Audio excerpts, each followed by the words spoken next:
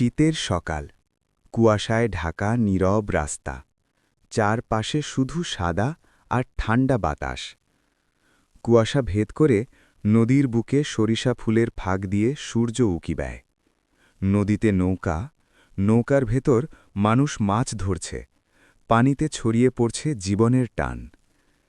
একপাশে খেতে কেউ কাজ করছে, মাটির সাথে মানুষের নীরব কথা। মাথার ওপর বিদ্যুতের তারে পাখিরা বসে আছে, চুপচাপ সাক্ষী। তালগাছ, সরিষা ক্ষেত, ধানের চারা, সবুজে ভরা দৃশ্য। এক কোণে দাঁড়িয়ে আছে পুরনো বটগাছ, সময়কে ধরে রাখা এক ইতিহাস। গ্রামের ভেতর দিয়ে শিশুদের দৌড়ঝাঁপ, হাসির শব্দ ভেঙে দেয় সকালের নীরবতা। ছোট কিশোর ফসলের ক্ষেতে দৌড়াচ্ছে, মাঠের ভেতর দিয়ে ছুটে যাচ্ছে একটা নতুন দিনের দিকে। সব দৃশ্যের মাঝে গ্রামের ছোট দোকানে গরম চায়ের আড্ডা, মহল্লার মানুষজন হাসিমুখে গল্প করছে।